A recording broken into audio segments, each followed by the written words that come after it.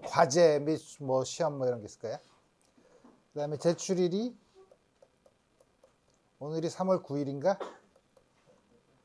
그러니까 일주일 후 3월 16일 목요일 내가 편의상 오후 7시 어디로 내는 건 알죠? 저 내려가다 보면 엘리베이터 옆에 무슨 상자가 있는 것 같은데 거기다가 넣으라고 조교가 저장을 해놓은 것 같죠?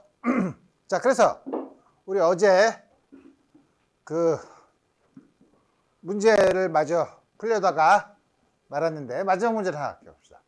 아쿠아슬론이라고 해서 처음에 샌디에고에서 이런 뭐지? 달리기, 수영 또 하나 뭐가 있는데 뭐 하여튼 그렇게 해서 세 가지를 하게 되는데 우리 그 중에 하나 그래서 모래밭을 달리고 수영을 해서 가는 거. 그래서 우리 처음 시작점이 여기고 마지막 점이 여기예요. 그래서 이제 뭐냐면 모래에서 달릴 수 있는 속력이 V2, 바다에서 물에서 달릴 수 있는 수영을 할 수 있는 속력이 V1.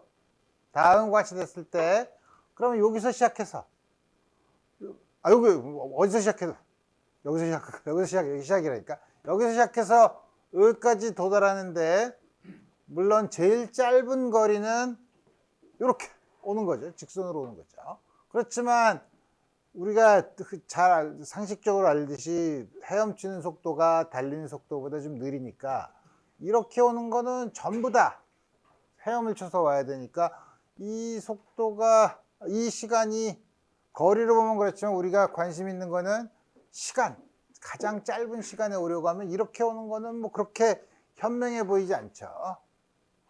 그렇다고 해서 그럼 이걸 짧은 시간 갔다가 이렇게 오면 그럼 이거 가는 거는 제일 바다를 지나가는 시간은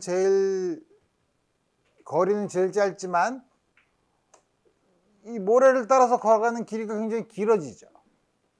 그러니까 이게 어느 게 짧을지 모르겠네. 그럼 그 중간에 적당히 이렇게 와서 이렇게 우리 항상 직선으로만 움직인다고 합시다.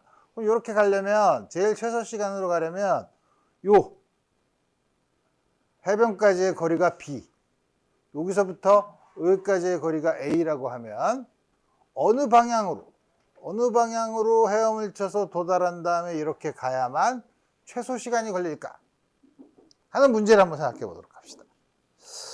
그러면 우리가 요 세타만큼 움직였다고 하고 그 다음에 전체가 A인데 여기가 A1 그림에서 나타난 것처럼 요걸가 A2라고 하면 걸린 시간을 계산해 보면 되죠. 그럼 첫 번째 전체 시간은 요 초록색 선으로 가면 먼저 바다에서 가는 시간을 보면 간 거리를 속력으로 나눠주면 되잖아요. 이 거리는 잘 알듯이 피타고라스 정리를 쓰면 B제곱 플러스 A1 제곱을 얼마나 하는 거야? V1. 좋아. 그다음에 두 번째는 나머지가 A2인데 A2를 V2로. 그러면은 이 식이 A1, A2가 다 나와 있으니까 헷갈리긴 하지만 우리 잘 아는 것처럼 A는 A1 더하기 A2의 관계가 있죠. 그래서 우리 전부 다 A1으로 써봅시다. A1의 제곱 V2분의 A-A1이네. 그죠? 자, 그러면 T를 A1의 함수로 썼죠. 그럼 이제 이걸 최소를 구하려면 여러분들이 고등학교 때 많이 배웠던 미분을 쓰면 미분을 써서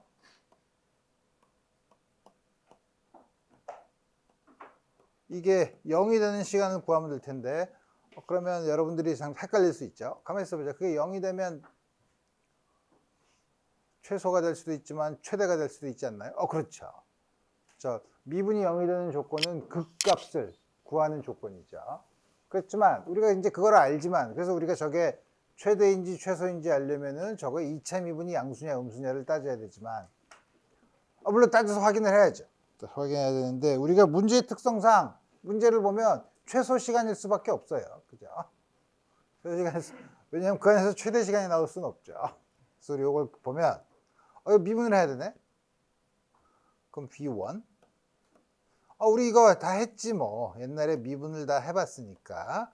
A1의 제곱분의 A1. 이거 미분하면 이렇게 되죠? 앞에 있는 거.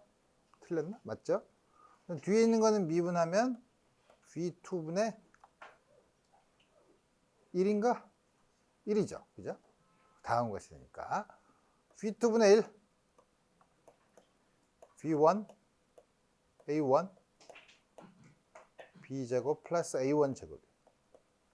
그리고 뒤에 있는 요 양을 보면, 가만히 있어보자. 이게 A1이야.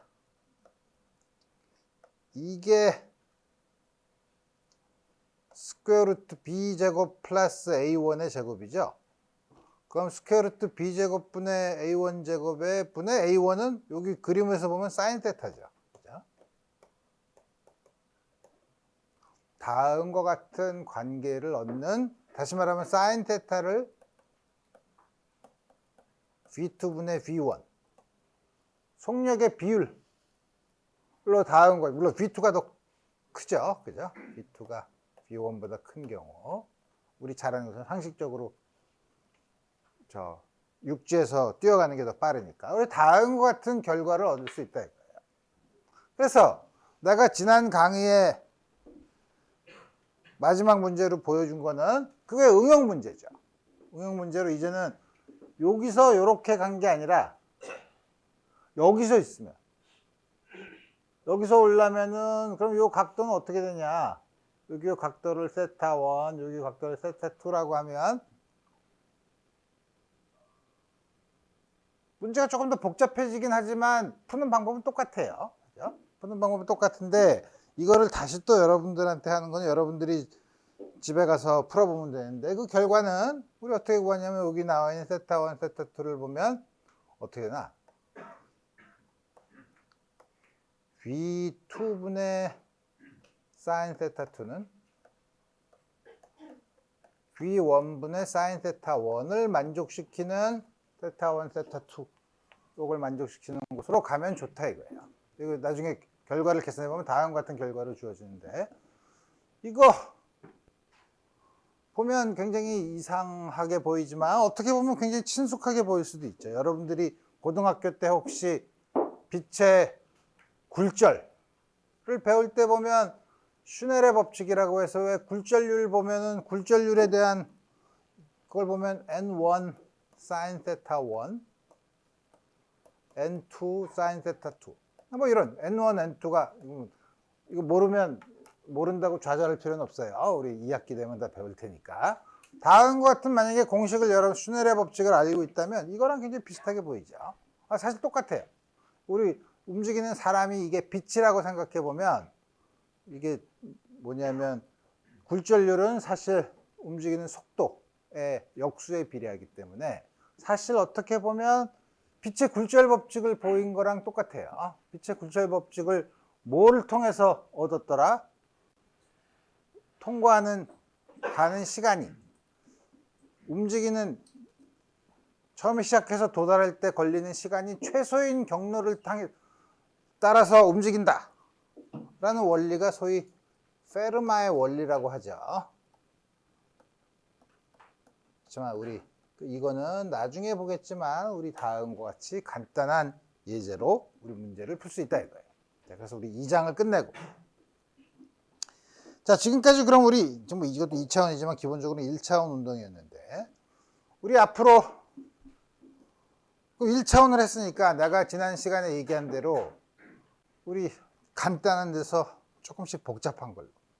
그래서 우리 일단은 물체의 크기는 계속 무시할 수 있어서 점입자로 생각을 하고, 이제 차원을 2차원, 3차원으로 늘려서 2차원, 3차원에서 운동을 공부하자 이거예요. 운동을 공부하는데 사실 변이라는 게 1차원에서 보면 간단하게 보였지만 2차원, 3차원에서는 변이, 속도, 가속도는 전부 다 벡터 양이에요. 그래서 우리 벡터 양이 도대체 뭐냐를 보기 위해서 우리 벡터를 먼저 공부한 다음에 그 다음에 벡터를 이용해서 2차원, 3차원의 운동을 보도록 합시다. 여기 있는 그림은 여러분들이 굉장히 헷갈려하지만 이게 뭐냐면 개미가 혹은 벌이 여기는 먹이를 찾아 막 가다가 갈 때는 이렇게 헤매서 가지만 올 때는 이렇게 와요. 그러니까 처음과 끝점은 복잡하지만 올 때는 어떻게 아냐? 길이를 벡터로 딴 동료들한테 알려준다 이거예요. 그거 말하니까 오, 개미도 벡터를 아느냐라고 생각할 수 있지만 다음과 같은. 자, 그래서 3장에서는 우리 뭘 배우냐면 벡터가 뭐냐? 여러분들이 고등학교 때 벡터를 배웠다고 했죠. 대부분 비슷해요. 그렇지만 고등학교 때 배운 것만 가지고서 하면은 그래도 대학에 들어왔는데 뭔가 좀 더 재밌는 걸 더 상식적인 수학적인 물리적인 정의를 우리가 하고 그다음 벡터의 표현 방법, 기하학적인 방법, 대수학적인 방법, 단위 벡터 이용하기. 보면 굉장히 무섭게 들리지만 여러분들이 다 고등학교 때 해놓은 방법을 전문가적 용어를 써서 쓴 거기 때문에 전혀 걱정할 필요 없고. 벡터 덧셈, 곱셈, 벡터에다 스칼라를 곱하는 거, 벡터를 곱하는 거, 다음 같은 걸 보겠다 이거예요. 그래서 여러분들이 고등학교 때 벡터를 뭐라고 배웠냐면 크기만 있는 게 아니라 방향도 있는 양을 벡터라고 한다. 반면에 크기만 있는 양은 스칼라라고 한다. 라고 이제 여러분들이 배웠죠. 그죠? 맞아요. 근데 맞는데 반드시 그러냐? 그렇지는 않지. 그러면 우리 보자. 우리 상식적인 걸로 크기와 방향을 갖는 양이라고 하는데 우리 그렇게 얘기하지 않고 좀 더 엄밀하게 얘기하면 우리가 편의상 2차원을 얘기해 봅시다. 2차원에서 이렇게 X축, Y축이 있는 2차원 공간에서 보면 임의의 한 점 아무거나 생각할 수 있죠. 임의의 한 점을 그럼 우리 어떻게 지정을 하죠? 좌표를 지정을 하면 되죠. 좌표축을 정했으니까.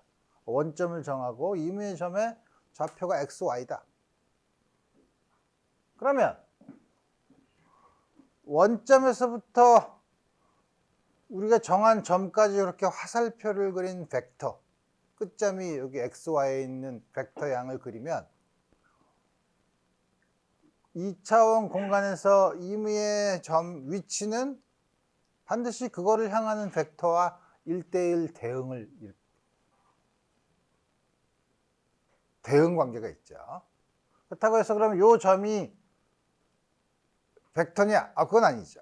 요 점이 있으면 원점과 2점까지 있는 벡터 R, 소위 위치 벡터 R과 1대1 대응을 만들 수 있다는 걸 알 수 있죠. 그래서 우리 흔히 벡터를 R 벡터, 대문 이렇게 굵은 글씨를 썼는데 이걸 X, Y 이렇게 두 개의 좌표쌍으로 이렇게 쓰지만 이 두 개가 사실 같다는 게 아니라 엄밀한 의미에서는 이 두 개 점이 있으면 요거에 해당되는 위치 벡터를 대응시킬 수 있다는 뜻이에요. 그럼 그렇게 대응만 시키면 벡터냐? 아니죠. 그래서 벡터라는 게 뭐냐면 이게 사실 좀 복잡해요. 왜 복잡하냐?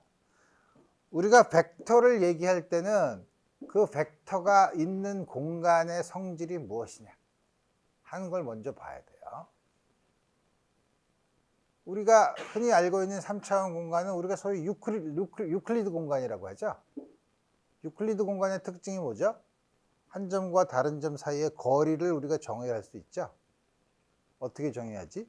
두 개의 좌표, X좌표의 차이와 Y좌표의 차이의 각각의 제곱의 합의 스퀘어 루트를 취한 걸로 거리를 정의하죠. 그렇게 정의하는 순간 공간의 성질이 결정이 되는 거예요. 그걸 우리 그렇게 거리를 그렇게 정의하면 유클리드 공간이라고 얘기해요. 다르게 정의할 수도 있나? 다르게 정의할 수 있죠. 그럼 그건 다른 공간이에요. 우리 다른 공간도 얘기할 수 있지만 우리 다른 공간까지 얘기해서 복잡하게 얘기하지 말고 유클리드 공간을 얘기하고 그 다음에 유클리드 공간에서 그럼 우리가 가장 관심이 있는 변환, 우리가 흔히 트랜스포메이션이라고 하는데 변환이 어떤 게 있는가를 생각하는 거예요. 변환이란 건 뭐냐면 어느 한 양을 적당히 이렇게 놓고 자, 잘 봐. 눈 감어. 자, 눈 떠봐. 내가 뭐 할게? 그러니까 한 개를 딴 개로 이렇게 변화시켰을 때 그 변화시키는 작용을 변환이라고 불러요. 이 변환 중에서 그럼 유클리드 공간에서 중요한 게 뭐가 있냐? 여러분들이 잘 아는 것처럼 우선 여러분들이 고등학교 때 많이 배웠던, 중학교 때 많이 배웠던 게 뭐냐면 평행이동. 평행이동 어떻게 하는지 알죠? 평행이동이 있고, 또 하나는 유클리드 공간에서 가장 중요한 그 변환 중에 하나가 회전이에요. 회전이에요. 그래서 우리가 유클리드 공간에서 벡터의 특징을 정하는 건 회전에 대한 성질을 보는 거예요. 회전에 대해서 변하지 않는 양을 스칼라라고 불러요. 우리가 말하는 길이는 회전을 시켜도 변하지 않죠. 그죠? 그러면 벡터는 여기 있는 벡터를 세타만큼 회전을 시키면 새로운 점이 나타나죠. 그럼 이 벡터를 R'이라고 하고 그거를 좌표를 X', Y'이라고 합시다. 그러면 X'과 Y' 사이에는 이런 관계가 있어요. 각도. 이거 어떻게 구하죠? 좀 이따 구할 거예요. 다음과 같은 관계가 있으면, 근데 지금 하는 방법이 두 가지가 있어요. 뭐냐면 좌표축을 이렇게 고정을 시켜놓고 벡터를 이렇게 옮기는 거랑 똑같은 효과를 주려면 어떻게 해요? 벡터를 고정시키고 좌표축을 반대로 마이너스 세타만큼 회전시킨 거랑 그 새로 생긴 좌표축에서 그거의 좌표를 보면 이거랑 똑같은 관계가 있죠. 그래서 회전시키는 방법은 다음과 같이 두 가지가 있어요. 하나는 벡터 자체를 회전시키는 방법이 있고, 하나는 좌표를 고정시키고 벡터를 회전시키는 방법이 있고, 또 하나는 벡터는 고정시키고 좌표축을 바꾸는 방법이 있어요. 우리 두 개가 동등하죠. 그죠? 두 개 우리 그 각도를 반대로 하면. 그래서 첫 번째 거는 실제 능동적으로 벡터를 바꾼다 그래서 첫 번째 걸 액티브 트랜스포메이션. 수동 뒤에 있는 거는 좌표축을 바꾸는 거는 좌표축만 바꾸니까 우리 패시브 트랜스포메이션, 수동적인 변환이라고 얘기해요. 두 개 똑같죠. 그래서 우리 그러면은 첫 번째 이거 말고 두 번째 방법으로 다음과 같이 우리 해서 보자 이거예요. 그래서 벡터 A라는 양이 있는데 A라는 양이 첫 번째 다음과 같은 좌표축이야. 갑자기 세타 프라임으로 바꿨네. 뭐 어쨌든 그림이 다른 거죠. 요 세타는 x축과의 좌표니까 상관은 필요 없고, 세타 프라임을 보면 그럼 우리 세타로 바꿀까? 이러지 말고 요거가 없다고 치고 요게 세타야. 이래야지 아까 그림이랑 똑같죠. 그래서 처음에 요 좌표축에서 요거의 x 성분은 어떻게 구하죠? 그럼 당연히 y축의 평행한 성분을 내려서 x축과 만나는 점의 성분이 x성분이죠.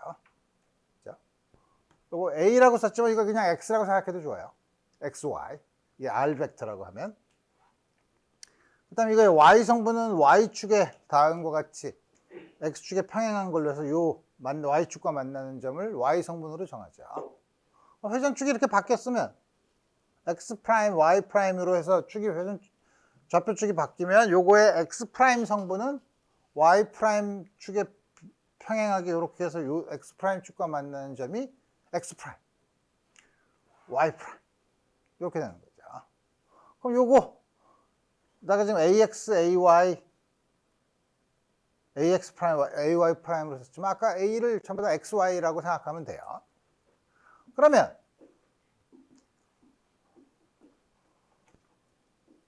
내가 뭘 하려고 그랬더라? 이 사이의 관계는 어떻게 구하나?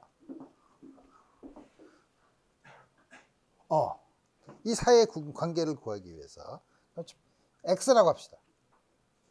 x'은 항상 보조선을 그으면 좋으니까 보조선을 이렇게 하나 그었어. 이거 그으면 이제 쉽죠. x'은 이거는 요 길이에다가 요 길이 더하면 되죠. 자, 요 길이는 어떻게 되는 거야? x 성분의 요게 세타니까 x 성분의 코사인 테타를 보면 요거 바로 코사인 테타죠. 요게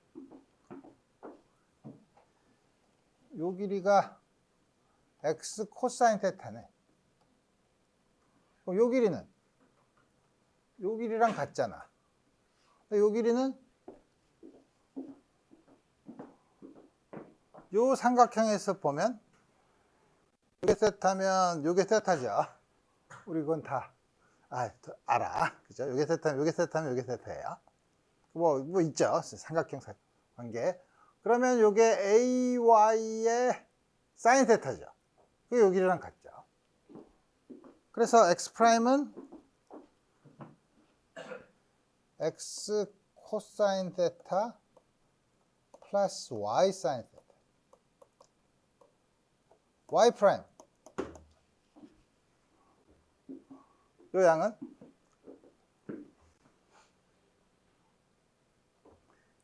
이 길이에서 요거만큼 빼면 되죠. 자, 근데 이 길이는 얼마야? 요 삼각형에서 y의 코사인 테타죠. 그러니까 y 코사인 테타에서 요 길이는 요 삼각형을 보면 x의 사인 테타를 빼면 되죠. 자, 마이너스 x 사인 테타 플러스 y 코사인 테타. 그래서 이걸 잘 보면 이거 어떻게 된 거야? 앞에 있는 거랑 마이너스 4가 이상한 데가 있죠? 왜냐하면 둘 다 이것도 세타만큼 회전하고 뒤에 것도 좌표축을 세타만큼 회전한 거예요. 두 개가 똑같은 회전을 보이려면 뒤에 있는 식에서 세타 대신에 마이너스 세타로 바꿔야 되죠. 마이너스 세타로 바뀌면 부호가 바뀌는 건 요거 두 개가 바뀌죠. 그래서 앞에 거랑 똑같아요. 그래서 우리 두 개가 부호가 바뀌는 거에 대해서는 헷갈릴 필요가 없고 다음과 같이 주어진다 이거. 자, 그러면 위치 벡터, 포지션 벡터. 포지션 벡터는 우리 어떻게 쓰냐면 조금 아까 쓴 것처럼 굵은 글씨로 쓰거나 아니면은 벡터 위에다가 다음과 같이 화살표를 표시해서 벡터를 나타내는데 R'과 R 사이의 관계가 그 성분을 보면 X 성분과 Y 성분을 보면 X 성분과 Y 성분이 다음과 같이 변환해요. 좌표는. 그러니까 포지션 벡터, R 벡터는 벡터로 정의를 해요. 그 외에 다른 건 뭐냐면 예를 들어서 조금 여기 나온 것처럼 A라는 벡터가 있으면 AX, AY가 있으면 저렇게 좌표축을 회전했을 때 나오는 새로운 벡터를 A 프라임, AX 프라임, AY 프라임이라고 하면 숫자 두 개 모아놓은 거죠? 이게 벡터냐? 이게 벡터라는 건 어떻게 아냐? 그냥 숫자 두 개 모으면 벡터냐? 크기와 방향이 있다고 하면 두 개만 모아놓으면 벡터죠. 아니에요. 뭐냐면 여기 있는 요 성분들이 X, Y가 회전에 대해서 변환하는 것처럼 AX와 AY 코사인 테타, 사인 테타. AY 프라임은 마이너스 AX 사인 테타, AY 코사인 테타. 어떤 양 AX, AY가 있는데 그 회전에 대해서 각각의 성분이 어떻게 변환하는가를 보면 이렇게 변환하면 언제? X 프라임, Y 프라임이 변환하는 거랑 똑같이 X 대신에 AX, X 프라임 대신에 X 프라임, Y 대신에 AY, Y 프라임 대신에 AY 프라임을 집어넣어. 여기는 요거만 바꾸고 코사인, 사인, 마이너스 사인, 코사인은 똑같은 위치에 있죠. 요렇게 변환하는 숫자의 쌍이 벡터예요. 그러니까 다시 말하면 그럼 숫자 두 개 모은 거. x, y는 그럼 벡터야. 포지션 벡터인데. 그럼 두 개 바꾸면 이건 벡터냐? 아니죠. 이게 벡터라면 y는 이렇게 변환해야 돼요. y 프라임은 y 코사인 테타 플러스 x 사인 테타로 변환해야 돼요. 근데 아니죠. y는 이렇게 변환하죠. 그러니까 xy가 벡터인데 yx는 벡터가 아니에요. 회전에 대한 성질에 대해서 우리 봐야 된다. 대학교니까 더럽게 복잡해지죠. 다 이해했죠? 이제 잊어버리면 돼. 다 잊어버리고 벡터는 크기와 방향이 있다 라고만 알면 되죠. 자, 그래서 벡터를 어떻게 표현하냐? 기하학적인 방법이라는 게 뭐냐면 그린다는 거예요. 그려본다는, 혹은 그림 그려서 얻는 방법, 그래피컬, 지오메트릭 혹은 그래피컬. 어떻게 하냐면 처음 시작점이랑 끝점이 있으면 처음 시작점과 끝점 사이에 직선을 그리고 향하는 방향, 처음 시작점에서 마지막 점까지 화살표를 다음과 같이 그려요. 이게 벡터를 그리는 방법이에요. 이게 예를 들어서 만약에 변위라고 하면 처음 시작했어. 이렇게 직선으로 갈 수도 있죠. 이렇게 갈 수도 있죠. 그 다음에 아주 와일드하게 이렇게 갈 수도 있죠. 뭐 어떻게 갔든 간에 처음과 마지막에 이렇게 있으면 아까 내가 했던 그거랑 똑같죠. 자, 여기 있어. 눈 감아봐. 눈 떠봐. 그러고 나서 처음과 마지막 선을 잇는다 이거예요. 그러니까 그 중간에 뭐가 있는가는 전혀 신경을 안 쓴다는 거죠. 이렇게 그래요. 처음과 마지막 점. 그 다음에 이렇게 그리면 그 다음에 요거를 회전을 시키면 안 되지만 평행이동을 시킨다는 건 뭐죠? 방향이 변하지 않죠. 방향이 변하지 않는 건 예를 들어서 x축에 대한 벡터 a, b의 각도가 계속 일정하게 유지되도록 이동을 시키면 이렇게 어떻게 이동을 시켜도 사실 똑같은 벡터를 나타내요. 다음과 같이 우리 그린다 이거예요. 아주 쉬운 방법이야. 대수적인 방법은 이제 좌표축을 도입해서 좌표축에다 놓고 그 성분을 보는 거예요. 좌표축 이거 나오면 여러분들 골치 아프죠? 이게 좌표축을 영어로는 카르티시안 코디네이트라고 하죠. 특히 이렇게 직각으로 되어 있는 수직으로 되어 있는 걸 카르티시안 코디네이트라고 하는데 그 카르티시안이 데카르트예요. 데카르트의 카르트의 카르티시안이에요. 데카르트가 수학자이면서 이제 전쟁에 나갔는데 그 당시에도 전쟁이 있었으니까 다쳤어. 그래서 부상병동에서 이제 이렇게 딱 치료를 받고 있는데 이렇게 천장이 밋밋하면 좋은데 천장이 이렇게 왜 타일처럼 이렇게 무늬가 있더라 이거예요. 그래서 이렇게 보고서 야, 점의 위치를 좌표축을 이용했었으면 좋겠다. 미친 사람 있죠. 다친 사람이. 그래서 그 데카르트가 처음에 그런 이렇게 직각으로 된 좌표계를 처음 만들었어요. 그래서 우리가 그걸 카르티시안 코디네이트라고 해요. 그래서 어쨌든 카르티시안 코디네이트를 만들어. 우리 원점은 아무데나 정해도 되죠. 그래서 이렇게 하면 물론 요 시작점과 끝점은 원점을 어디로 잡느냐, 좌표축을 어떻게 잡느냐에 따라서 달라질 수 있지만 요것과 요거의 차이는 우리 항상 원점을 어디에 두나 상관이 없죠. 이렇게 아무거나 잡아. 그 다음에 요 각도를 세타라고 하면 이렇게 해서 요 시작점부터 끝점까지 요 사이에 요 x 거리 ax, ay가 있으면 어떻게 하냐면 요 조금 아까 우리 r을 x, y로 쓴 것처럼 a를 ax, ay 다음과 같이 좌표로, 다시 말하면 끝점의 좌표를 써서 나타내는 거를 우리 대수적인 방법이라고 한다 이거예요. 근데 여러분들이 이렇게 쓰면 r과 세타로 쓰면 한 점을 나타낼 때 꼭 xy 좌표계를 쓸 필요는 없죠. 카르티시안 코디네이트 쓸 필요가 없이 다음과 같이 반지름과 x축 사이에 이루는 양의 x축과 이루는 각도 r과 세타로 이 점의 위치를 쓸 수 있죠. 자유도가 두 개만 있으면 돼요. 그죠? x, y처럼 독립적인 두 개에서 r과 세타인데 우리 그걸 극좌표계라 그러죠.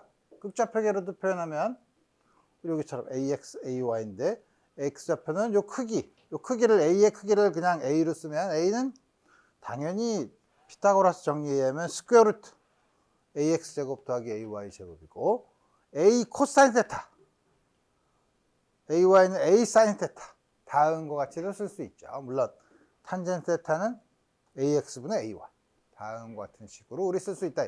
그러니까 성분으로도 우리 쓸 수 있다는 거죠. 그 다음에 단위 벡터를 이용한 방법은 좀 이따가 벡터의 덧셈을 본 다음에 살펴보기로 하고, 벡터를 더하는 거 역시 기하학적인 방법, 우리 소위 평행사변형 방법이에요. 여러분들이 고등학교 때 많이 한 거예요. 여기서 등산을 해서 여기까지 왔어. 야호를 부를 때까지 변이는 그 다음에 등산 내려왔어요. 제 야호 부른 다음에 다시 내려온 데까지 변이는 직선이죠. 두 개를 더하면 여기서부터 처음 시작점이 여기고 끝점이 여기니까 다음과 같이 두어지죠. 이걸 더하는 거죠. 어떻게 하냐면 A 벡터가 있고 이걸 A 벡터라고 하고 이걸 B 벡터라고 하고 B 벡터는 아무데나 있을 수 있죠. 그거를 어떻게 하냐면 두 개를 더하려고 그러면 한 벡터에 끝점에다가 다른 벡터의 시작점을 갖다 평행 이동을 해서 시작점을 갖다 놓고 이렇게 두 개를 만들어. 그 다음에 하나의 시작점과 이 점의 끝점을 이으면 이게 바로 더한 벡터라는 거죠. 우리 보면 이렇게 더한 거고, 혹은 이 B를 이렇게 평행 이동을 해서 이렇게 돼도 두 개를 합하면 요거가 되는데, 그거는 요 두 개를 평행사변형으로 하는 다음과 같은 거의 대각선에 해당되는 이야기죠. 그래서 우리 어떤 순서로 더해도 상관이 없어요. A 더하기 B를 해도 되고 B 더하기 A를 해도 된다는 거죠. 우리 여러분들이 고등학교 때 많이 배운 벡터의 덧셈은 교환 법칙을 만족한다. 이렇게 복잡하게 더하는 순서에 상관없이 더해도 된다는 거죠. 3개, 4개 있을 때도 마찬가지예요. 여러분들이 아무거나 골라서 두 개를 먼저 더하고 그 결과에다 나머지를 또 하나 더하고 그러면 되는 거죠. 이 대학교 물리가 그렇게 어렵지 않아. 만만해 보이는데, 그렇죠. 아직까지는 만만하죠. 자, 그래서 대수적인 방법은 두 개의 성분을 더하면 돼요. A와 B가 있습니다. A가 AX, AY, B가 BX, BY면 요거를 이렇게 평행 이동을 시키면 요 점의 X 성분은 요거의 X 성분에다가 요거의 X 성분, 요거의 X 성분이 똑같죠. Y 성분도 마찬가지로 해서, 다시 말하면 두 개를 더한 거는 성분으로 쓰면, 대수적으로 쓰면 X 성분의 X 성분끼리, Y 성분의 Y 성분끼리 더하면 된다는 거죠. 아주 쉬워. 벡터 덧셈의 성질은 조금 아까 말한 것처럼 교환 법칙이 성립하고, 결합법칙은 이건 뭐야? B에다 C를 먼저 더한 다음에 A를 더한 거랑 A에다가 B를 더한 다음에 C를 더한 거. 그러니까 어떤 걸 먼저 골라서 두 개를 먼저 더해도 상관없다는 거죠. 우리 여러분들이 숫자의 덧셈이랑 아주 비슷한 법칙이죠. 그래서 뭐냐면 이게 어떻게 되는 거야? 여기서 A 더하기 B는 요거야. A, B, C가 있으면 그럼 A 더하기 B는 요거야. 여기다가 C를 더하면 요거죠. A 더하기 B에다가 C를 더한 거. 그러지 말고 B에다가 B와 C를 더하면 요거죠. 거기다가 B와 C를 더하면 요거지. 거기다 A를 더하면 요거. 두 개가 똑같은 그림으로 봐도 똑같은 결과가 나온다. 아주 간단한 결과죠. 벡터를 빼면 뺀다는 걸 도대체 뭐지? 빼는 건 어떻게 하냐면 벡터 B가 있어요. 그럼 이거가 크기는 같은데 방향이 반대인 걸 나타내려면 어떻게 나타내냐? 앞에 마이너스 부호를 써서 나타내요. 그러니까 마이너스를 쓴다는 거는 방향이 반대고 크기가 똑같은 벡터를 나타낼 때 마이너스를 써요. 그럼 A에서 B를 뺀다는 건 뭐냐? A에다가 마이너스 B를 더하는 거예요. 쉬우니까 A랑 B를 더하고 싶은데 마이너스 B니까 A에다가 마이너스 B를 더한 다음과 같은 양. 다음과 쓰는 거죠. 다시 말하면 음의 마이너스 벡터를 곱한 걸 우리 알았고, 그 다음에 여기서 본 이상한 0 벡터는 우리 여러분들이 숫자인 경우도 항상 이런 거 하죠. A랑 마이너스 A 벡터를 더하면 0이죠. 아무것도 없죠. 아무것도 없는데 이게 사실 0 벡터라고 썼지만 이게 사실은 성분 대수적인 방법으로 쓰면 x좌표가 0, y좌표가 0인 양이죠. 그냥 숫자 0으로 쓰면 헷갈리니까 이렇게 벡터를 표시한 거고, 요거는 벡터에다 0 벡터를 더하면 0 벡터가 있다는 거예요. 소위 덧셈, 여러분들이 덧셈이나 이런 거 할 때는 역원이 존재한다는 거랑 마찬가지 얘기죠. 덧셈은 쉬워.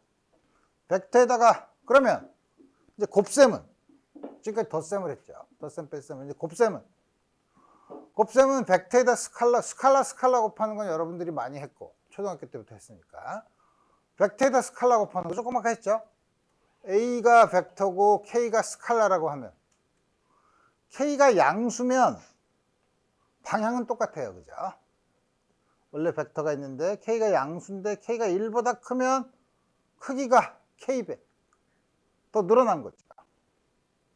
K가 작으면 1보다 작으면 크기만 축소한 거지 방향은 변하지 않죠. 그 앞에 있는 K는 크기만 변화시키는 거죠. 방향은 똑같고. 근데 K가 음수면 방향이 반대가 되는 거죠. 아까 마이너스를 붙인 걸 봤으니까. 우리 벡터에 스칼라 곱하는 거는 뭐 그렇게 어렵지 않아요. 아주 간단하게 주어지는데 이제 벡터에다 벡터를 곱하는 방법. 벡터에다 벡터를 곱하는 방법은 여러분들이 고등학교 때는 한 가지만 배웠는데 대학교에 들어왔으니까 뭔가 새로운 걸 배워야죠. 두 가지가 있어요. 하나는 벡터 두 개를 골라서 스칼라를 만드는 법. 수학적으로 얘기하면 한 쌍의 벡터에 한 개의 숫자를 대응시키는 방법이에요. 그 다음에 또 하나는 두 개의 벡터를 골라서 한 개의 새로운 벡터를 만드는 방법이에요. 첫 번째 걸 우리가 스칼라 프로덕트, 스칼라 곱이라고 하고, 두 번째 거를 벡터 프로덕트, 벡터 곱이라고 얘기해요. 그래서 여러분들이 먼저 고등학교에서 배웠던 친숙한 스칼라 프로덕트부터 생각해 봅시다. 스칼라 프로덕트는 어떻게 생각하냐면 A가 있어. 벡터 B가 있어. B가 오늘 딴 데 떨어질 수 있지만 평행 이동해서 이렇게 만들 수 있죠. A와 B가 그 사이의 각도를 파이라고 하면 A와 B의 스칼라 프로덕트는 여기 가는데 점이니까 점을 영어로 낫이라고 하니까 A.B라고 읽어요. A.B 스칼라가 어떻게 정의하냐? A와 화살표가 없는 건 크기라고 했죠. AB 곱하기 코사인 파이예요. 그거를 쓸 수 있는 방법이 두 가지가 있는데 하나는 이게 도대체 기하학적으로 어떤 의미가 있냐? 하나는 A 코사인 파이 곱하기 B. 무슨 이게 도대체 뭐야? 똑같은 걸 왜 이렇게 이상하게 써? 다음과 같이 두 가지 방법이 있어요. 그래서 보면 첫 번째 걸로 보면 여기 B가 있고 A의 코사인 파이는 뭐죠? 요 성분이죠. A의 코사인 여기죠. 그러니까 이 크기는 A.B는 B에다가 이게 만약에 축인 것처럼 생각해서 요거에 수직선을 내려서 요 B에 대한 성분, A 코사인 파이죠. 그거 두 개를 곱한 거예요. 이 밑에 걸로 쓰면 이제 A축으로 보면 A의 크기에다가 B 코사인 파이는 뭐야? 여기죠. 역시 마찬가지로 A 방향에 대한 B의 성분을 곱한 거죠. 다음과 같이 우리 기하학적으로 해석할 수 있고, 이거는 이 정의에 의하면 순서에 상관이 없죠. 그 다음에 두 개를 더해서 스칼라 프로덕트를 취한 거는 각각의 스칼라 프로덕트에 더한 거랑 같고, 상수배를 한 거에다가 스칼라 프로덕트를 취하면 K가 앞으로 상수가 나와도 되고, 자기 자신과 곱하면은 파이가 0이면 코사인 파이가 1이니까 A 제곱이죠. 크기. 이게 사실 벡터의 크기를 정의하는 스칼라 프로덕트로 정의하는 거예요. 그래서 A와 B가 크기가 일정하면, 고정되어 있으면 A.B가 가장 크려면, 두 개가 가장 크려면 코사인 파이에 의해서 결정되죠. 코사인 파이는 값이 마이너스 1부터 1 사이죠. 파이는 이걸로 결정해요. 근데 왜 A와 B 사이의 각도는 요거도 있고 이거도 있잖아. 어느 걸로 정하나요? 작은 걸로 정해요. 아니, 크지 않은 걸로. 크지 않은 거. 왜냐하면 두 개가 반대 방향으로 쓸 때는 180도니까 어떻게든 뭐 크지 않은 걸로 정해요. 그러면 제일 클 때는 1일 때지 뭐, 코사인 파이가. 코사인 파이가 1일 때는 두 개가 같은 방향, 평행일 때. 제일 최소일 때는 두 개가 반대 방향일 때죠. 코사인 파이가 마이너스 1일 때. 코사인 파이가 0일 때는 A.B가 0이죠. A와 B는 0이 아닌데 A.B가 0이라는 거는 파이가 90도죠. 그러니까 A.B가 0이라는 거는 A와 B가 0이 아니면 A와 B 벡터는 서로 수직하다는 걸 얘기해요. 아주 쉽죠? 우리 잘했어. 지금 이제 고등학교 때까지 잘했어. 좋아. 그러면 이제 벡터 프로덕트. 이제 여기서부터 이제 여러분들이 안 한 건데. 아까는 A.B였는데 이번에 A에다, 아까는 점이었는데 이번에는 가위표죠. 가위표가 영어로 뭐더라? 크로스죠. 그래서 A 크로스 B라고 해요. 이건 어떻게 정의하냐? 두 개의 벡터를 골라서 벡터에 대응하는데, 벡터에 대응하려면 크기랑 방향이 있어야 되죠. 크기는 A 둘 사이의 각도를 파이라고 하면, 아까처럼 파이라고 하면 스칼라 프로덕트는 AB 코사인 파이였는데 크기는 AB 사인 파이예요. 방향 C는 C에 이렇게 위에다가 이렇게 꺽쇠를 붙인 건 hat, C hat이라고 있는데, 요거는 요거의 제곱이 크기가 1인 벡터를 위에 hat으로 붙여요. 우리가 소위 단위 벡터라고 부르는 양이에요. 근데 C의 방향은 그러면 크기는 1인데 방향은 어떻게 정하냐? 그래서 여러분들이 이제부터 왼손잡이한테는 좀 미안하지만 우리 대학교에 들어와서 물리에서는 전부 다 오른손만 써요. 고등학교 때 뭐 플레밍의 법칙 할 때만 플레밍의 왼손 법칙 뭐 이런 거 배운 적 있어요? 배운 적 있지? 나도 배웠어. 다 까먹었어. 왜냐하면 대학교에 오면 오른손만 써요. 왼손잡이한테는 좀 불리하지만 어쨌든 다음 것이 뭐 중에 하나는 골라야 될 거 아니에요? 하나 골라야 되는데 통계적으로 오른손잡이가 조금 많으니까 어떻게 정하냐면, 자, 이제 하마를 코끼리에 넣는 것과 같은 레시피를 쓰면, 첫째, A 크로스 B를 할 때 첫 번째, 오른손을 네 손가락과 엄지손가락을 수직하게 편다. 좋았어.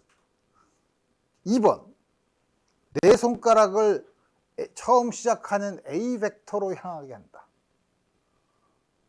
그 다음에 이거를 B 벡터로 향하게 이렇게 돌릴 때 엄지손가락이 가리키는 방향을 C 벡터의 방향으로 정합니다. 따라서 B 크로스 A는 반대 방향이죠. 그래서 여기서는 교환 법칙이 성립하지 않아요. A 크로스 B와 B 크로스 A는 부호가 반대예요. 방향이 반대니까. 다음과 같이 좀. A 크로스 B는 이제는 B 크로스 A와 같은 게 아니라 마이너스 B 크로스 A랑 같아. 자, 그렇지만 역시 이렇게 더한 거의 벡터 프로덕트는 각각의 다음 같은 걸로 주고, 상수는 A 크로스 A는 파이가 0이죠. A와 A 사이의 각도는 0이니까 A 크로스 A는 0이에요. 또 똑같은 얘기를 할 수 있지. 방향은 정해졌죠. 크기는, 이거의 크기가 최대일 때는 언제죠? 파이가 90도일 때죠.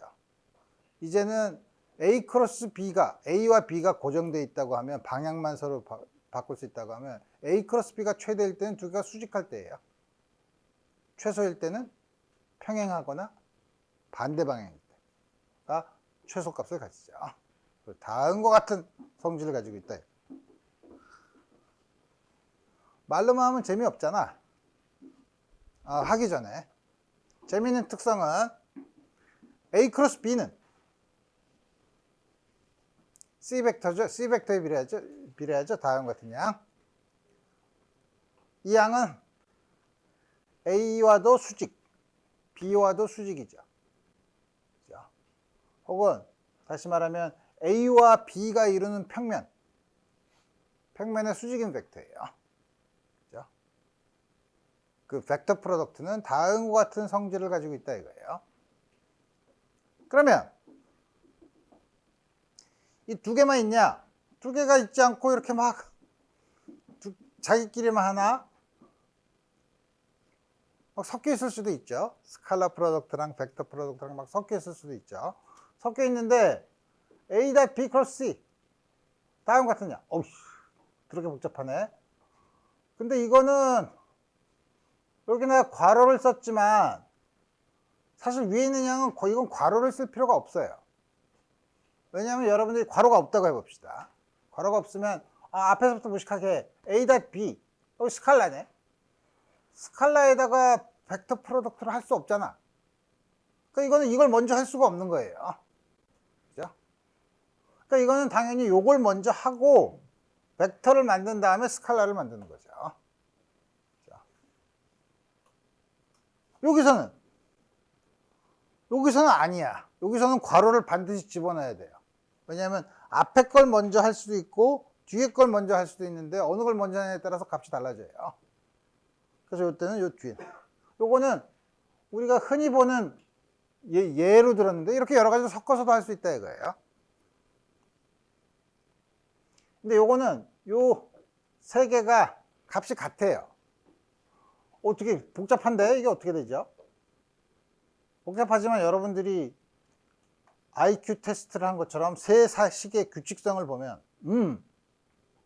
A, B, C 위치에 하나씩 민 다음에 아니지 하나씩 땡긴 다음에 앞에 나온 걸 뒤로 보내면 요게 여기로 하나씩 이렇게 옮긴 거죠. 이게 내가 무슨 말 하는지 알죠? B가 A로 오고 C가 1로 오면 A가 맨 뒤로 가면 되죠. 그럼 여기서도 C를 또 앞으로 보내고. 그러니까 이게 뭐냐면 이 A, B, C가 서로 A, B, C의 순서대로 그 뭐라 그러더라? 순열 이렇게 동그란데 이렇게 올라가는데 순열이 있으면 순서를 생각하는 배열하는 방법이죠. 배열하는 방법으로는 우리 영어로는 사이클릭 퍼뮤테이션이라고 해요. 퍼뮤테이션은 막 바꾼다는 건데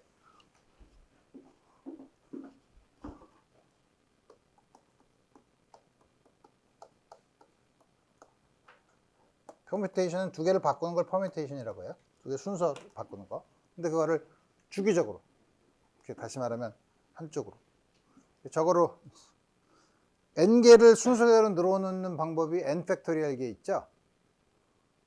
근데 이거를 양쪽 끝을 이렇게 모아 놓으면 전 하는 방법이 2분의 n 팩토리얼이죠. 뒤집으면 또 2분의 n 팩토리얼 개가 있죠. 앞에서 어쨌든 어제 다 한 것 같지. 나 근데 특별한 예 중에서 왜 하필이면 이걸 썼을까? 봅시다. 기하학적으로 어떻게 되는 거야? 조금 아까 그린 것처럼 B, C가 있어. 그러면 B 크로스 C는 색깔을 한번 바꿔볼까?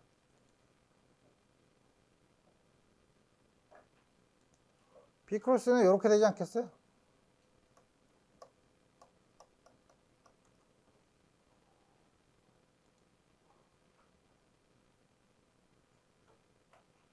그 다음에 여기다가 A라는 양을 스칼라 프로덕트를 취해. 그게 무슨 말이냐면 B 크로스 C의 크기가 뭐예요? B 크로스 C의 크기는 다음과 같이 쓰면 BC sin 파이죠.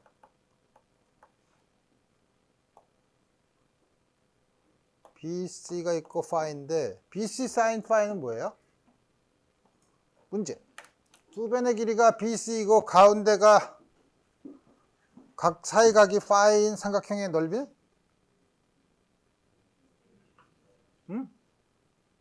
얼마? 크게 얘기해봐. 2분의 1 AB sin 파이죠? 그거의 2배죠? 그죠? 그 2배라는 게 뭐야? 평행사변형의 넓이죠? 그죠? 그래서 B 크로스의 크기에 대한 기하학적인 의미는 B와 C로 만든 평행사변형의 넓이로 해석할 수 있어요. 그죠? 거기다가 A를 스칼라 프로덕트를 취했어. 그럼 요거와 요 사이, 요거와 요거의, 그럼 요거에 B 크로스의 A 방향의 성분을 곱하면 되는 거죠. 그럼 그게 뭐야?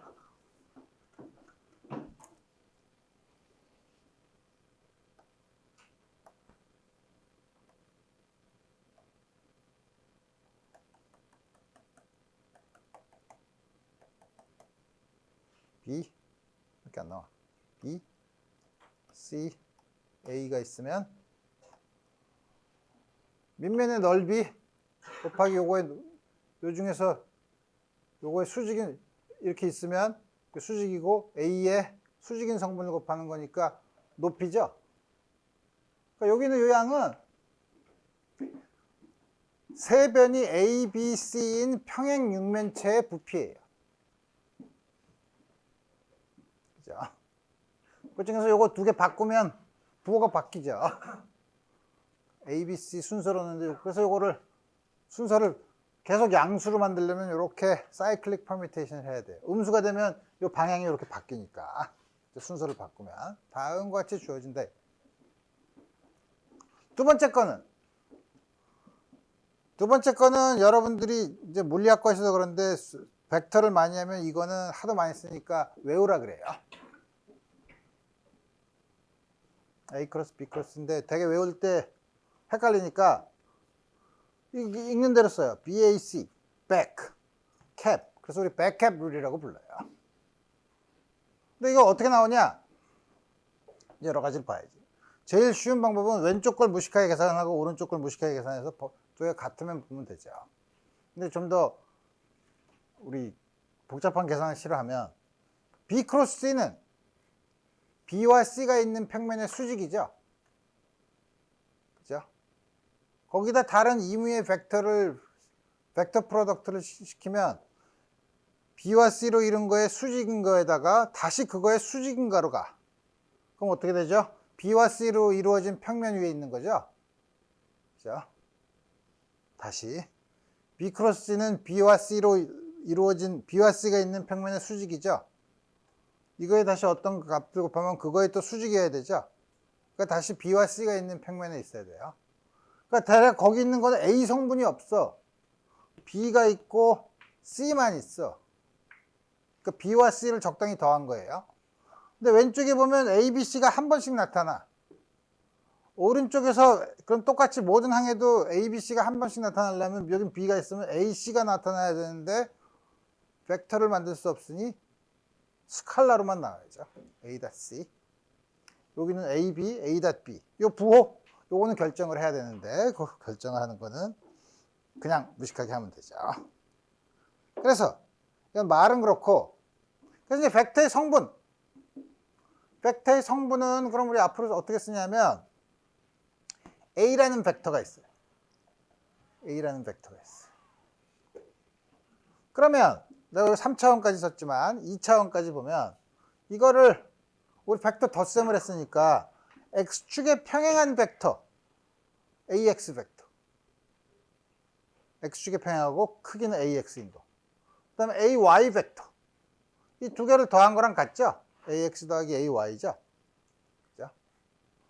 그럴 때 이제 단위 벡터를 도입해요. 단위 벡터라는 건 뭐냐면 크기가 1인 벡터예요.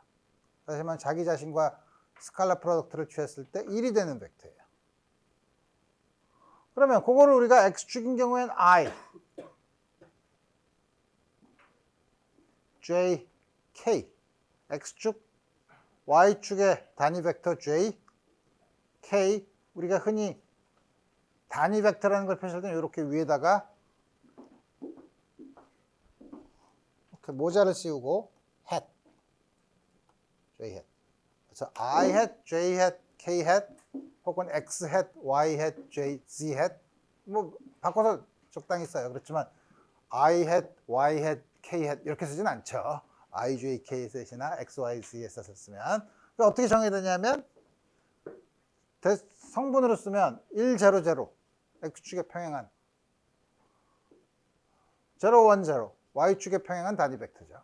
단위 벡터라는 건 각각의 성분의 제곱을 해서 스퀘어 루트를 취하면 1이죠. Z방향.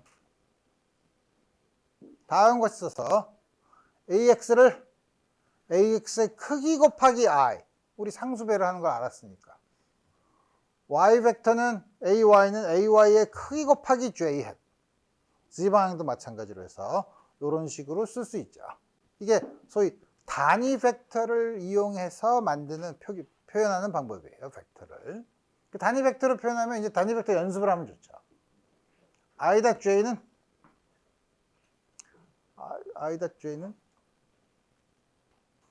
수직이니까 0이죠. J.K도 0이고 K.I도 0이죠. 전부 다 0이에요. 여기 우리 자신과 하면 전부 다 1이죠. 그게 단위 벡터죠. I 크로스 I는 자기 자신과 하니까 이건 0이죠. J 크로스 J.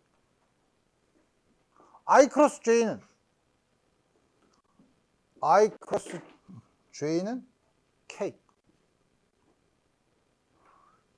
이게 K 방향인가요? 마이너스 K 방향인가요? 여러분들 안 헷갈리나? 난 굉장히 헷갈렸어요. 난 양손잡이에요. 그래서 난 왼손 오른손 굉장히 헷갈려요. 난 초등학교 때 하모니카를 가지고 와서 부르려고 했는데 딴 친구들이 다 나랑 반대 방향으로 불어. 나는 아직 허리띠가 늘 때 바지 왼쪽으로 넣는지 오른쪽으로 넣는지 잘 몰라요. 되게 사람들 정해 있죠. 그래서 그래서 처음에 나는 이게 X, Y 하면 이게 Z축인지 반대 방향이 Z축인지가 내가 굉장히 헷갈렸어요. 근데 좌표축은 오른손 법칙을 써요. 오른손 X, Y 이게 K 방향이에요. 그래서 뭐냐면 I, J는 K. J 크로스 K는 X, I. K 크로스 I는 J. 다음과 같이 되어 있죠. 여러분들 헷갈리지만 이것도 역시 아까 본 사이클릭 퍼뮤테이션을 보면 IJK에서 요거를 전부 다 하나씩 이동하면 J 크로스 K. 또 하나씩 이동하면 요 순서를 바꾸면 J 크로스 I는 마이너스 K가 되죠. 그 다음에 그거에 또 사이클릭 퍼뮤테이션을 하면 K 크로스 J는 마이너스 I. 다음과 같은 식으로 주어질 수 있다 이거예요. 자, 그러면 성분으로 계산하면 벡터 두 개를 더하면 이제 드디어 단위 벡터를 쓴 표현으로 쓰면 성분으로 쓰면 요걸 더하고 요걸 더하죠. 그럼 I에 평행한 거 J에 평행한 거 요게 X성분, Y성분이죠. X성분끼리, Y성분끼리. A.B는 내가 편의상 복잡한 걸 싫어해서 요거 Z방향으로 있는 거는 0으로 전부 놨어요.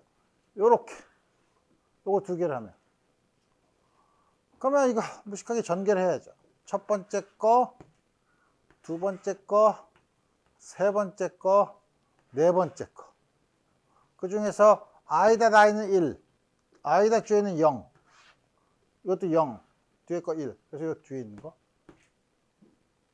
하고 나서 보니까 두 개의 스칼라 프로덕트는 X 성분끼리 곱한 거, Y 성분끼리 곱한 거, Z 성분끼리 곱한 거를 더하면 되죠. 자. 이제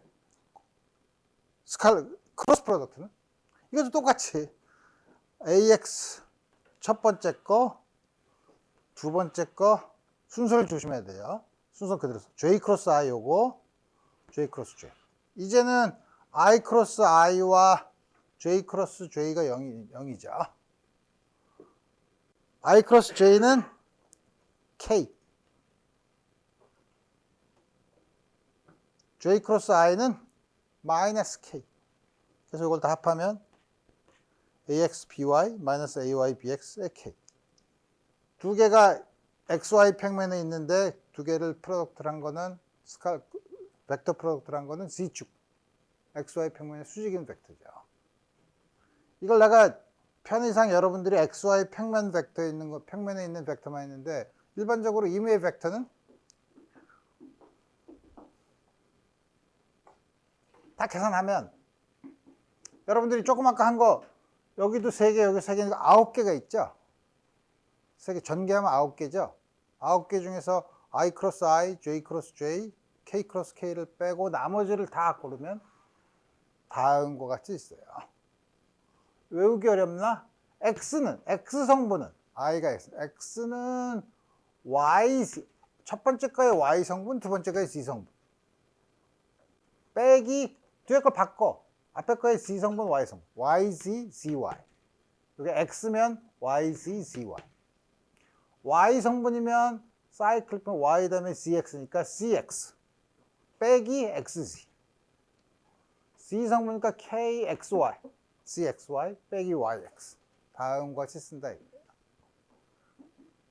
고등학교 때 행렬 배웠어요? 요새 안 배우지? 행렬식 모르지? 그럼 이건 도움이 안 되죠. 더군다나 여러분들은 행렬식을 배웠어도 고등학교 땐 2x2 행렬이 2개씩 있는 거면 3개 3개 있는 거에 행렬식 디터미넌트를 계산하면 사실 이렇게 그럼 여러분들 이건 잊어버려도 좋고. 자, 그래서 드디어 이제 벡터에 대한 3장을 금방 나갔네. 자, 이제 예를 들면 되죠. 얘는 이게 뭐냐면 A 벡터가 있어요. B 벡터는 A 벡터가 크기가 어디 정해져 있는데? 그 상관없어. 밑에 있는 숫자는 별로 신경 쓸 필요 없어. A. B 벡터는 동쪽으로 30도 각도만큼. C 벡터는 서쪽으로 되어 있어요. 이 세 개를 더해서 가장 오른쪽으로, 가장 동쪽으로 만드는 느리거나 줄이지 말고 다만 방향을 바꾸는 것만 허락했을 때 여러분들이 이걸 가지고서 세 개를 더하거나 빼서 가장 오른쪽, 동서남북이니까 동쪽으로 가장 많이 가게 만들려면 어떤 컨비네이션을 해야 되냐? 어떻게 하면 되죠? X 성분이 가장 크게 만들면 되죠? 이건 X 성분이 가장 큰 거야. 이건 B는 이렇게 만들 수도 있고 마이너스 B 두 개가 있는데 B면 X 성분이 이거, 마이너스 B면 이렇게 되니까 오른쪽으로 성분이니까 이렇게 B는 더해야 되겠죠. C는 마이너스 C를 해야지 가장 큰 성분, 오른쪽으로 가장 많이 되겠죠. 그래서 우리 요 A, B, C가 있을 때 가장 동쪽으로 많이 가게 하는 벡터를 하려면 B 더하기 A 빼기 C를 해야 된다는 거예요. 크기는 여러분들이 다 구할 수 있는 거고, 이건 뭐 아주 쉬운 예고. 어이씨. 네. 그 다음에 좌표축에서 A 벡터, B 벡터, 뭐라 이게 C 벡터인데, C 벡터가 있을 때 세 개를 더하면 어떻게 한다 그랬죠?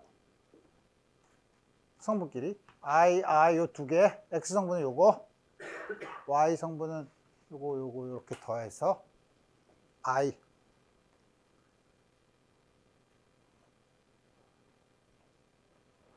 여기 나오는 숫자는 굉장히 이상한데 이게 다음과 같이 세 개를 어떻게 더하는지 이제 여러분들이 구하면 된다 이거예요. 그렇게 어렵지 않고. 이렇게 자꾸 나오면 어떡하냐. 자, 그럼 이건 다 나왔네. 자, 세 번째는 이제는 A가 다음과 같이 주어져 있고 B가 다음과 같이 주어져 있으면 둘 사이의 각도는 얼마냐? 고등학교 때 수탁했던 거죠. 먼저 A 닷 B를 구해. 그럼 이건 먼저 스칼라 프로덕트의 정의에 의하면 AB 코사인 파이야. A의 크기는 x 성분의 제곱 더하기 y 성분의 제곱의 스퀘어 루트. b의 크기는 요거의 제곱 더하기 요거의 제곱의 스퀘어 루트. 사이의 코사인 파이죠. 계산하면 이렇게 된다고 하고, 여러분들이 보듯이 잘못 계산했죠. 왜냐하면 이건 유수자가 2개인데 이건 유수자가 3개야. 18이라고 써야 되죠. 18.0이라고 쓰는 게 아니고. 그 다음에 a.b. 그 다음에 이제 뭐냐면 요거를 2개를 무식하게 곱하면 요거랑 요거 곱한 거, 요거랑 요거 곱한 거 하면 되죠. 아니지. 이게 k잖아. 오, 조심해야 되겠네. 요거에다가 요거. 그러면 i.i 마이너스 6.0. i.k는 0이고 j.i도 0이고 이것도 0이죠. 그러니까 남는 건 첫 번째 거밖에 없죠. 마이너스 6.0. 그래서 마이너스 6.0이야. 이거랑 이게 같은 거죠. 그러니까 코사인 파이는 마이너스 3분의 1이죠. 내가 유수자 신경 쓰지 않고 막 쓸게요.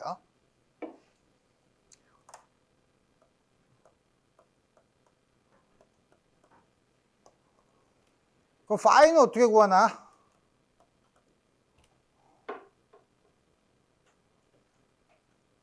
고등학교 때 했을지 모르지만 우리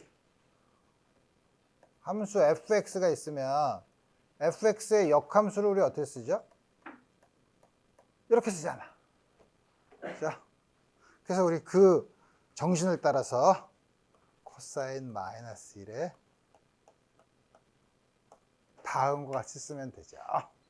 자, 근데 여러분들이 각도를 조심해야 돼요. 이거를 쓸 때 마이너스 3분의 1이면 파이가 마이너스 3분의 1이면 파이가 2분의 파이보다 크면 음수죠. 이게 파이거나 이게 파이거나 이렇게 있죠. 두 가지 가능성이 있죠. 두 개 다 쓰면 안 돼요. 여러분들이 계산기에도 이제 공학용 계산기에 보면은 인버스 코사인, 이거 인버스 코사인이라고 불러요. 인버스 코사인에 마이너스 1을 부르면 값을 하나 주는데 지가 대충 아무거나 하나 집어넣어요. 그렇지만 두 개가 있죠. 골라야 돼요, 여러분들이. 그러니까 계산기에서 특히 이런 사인이나 코사인의 역함수는 답이 나왔을 때 여러분들이 조심해야 돼요. 근데 이건 보면 이게 또 이렇게 되니까 헷갈리네. 근데 아마 요거 아니면 여기다가 이만큼을 더한 거지. 사실 이 둘 사이에 이거랑 이렇게 이 둘 사이의 각도는 이렇게 쓰지 이거죠. 그러니까 요거나 요건데 그 중에서 하나를 골라야 되는데 이걸 그림으로 봐야 되는데 그림으로 어떻게 보나? 그려봐야지. 대략 그려보면 하나는 3 마이너스 4야. 이렇게 돼 있고 하나는 마이너스 2.0에 3K야. 이렇게 된 거죠. 요 사이의 각도를 구해야 되는 거죠. 근데 그게 어렵나? 어렵지 않죠. 왜냐면 우리 작은 걸로 구해야 되니까 180도 보다 작은 걸로 우리 쓰면 되는 거죠. 오케이. 그 다음에 똑같은 걸로 이제 크로스 프로덕트에 대한 연습. 3i 빼기 4j. 여기 유효숫자를 썼지만 여기 유효숫자를 무시하고 그냥 씁시다. 쓰면 다 전개를 했어요. 마이너스 6 플러스 9 8 한 다음에 i 크로스 i는 0, i 크로스 k는 마이너스 j죠. 그죠? k 크로스 i가 j니까 j 크로스 i는 마이너스 k죠. j 크로스 k는 i죠. 이거 여러분들 헷갈리죠? i, j, k 어떻게 하면 이렇게. 그럼 이게 정말 a와 b와 수직이냐? c.a를 해보면 c에다가 a를 해보면 0이 아닌 거는 i 같은 거 마이너스 36 jj 플러스 36 0이죠. k는 다 0이니까 c.b는 0이 아닌 거는 24 마이너스 0이죠. 정말 C는 A와 B의 수직인 거를 우리 확인할 수 있죠. 오케이. 여기 문제가 하나 있는데 이 문제는 얘기만 하고 다음 시간에 풀어봅시다. 항상 앞에 걸 복습을 할 수 있으니까. 정육면체예요. 정육면체 한쪽 끝이 꼭지점이 한쪽 꼭지점이 원점이 있고 다 이렇게 평행하게 있어요. X, Y, Z 축에.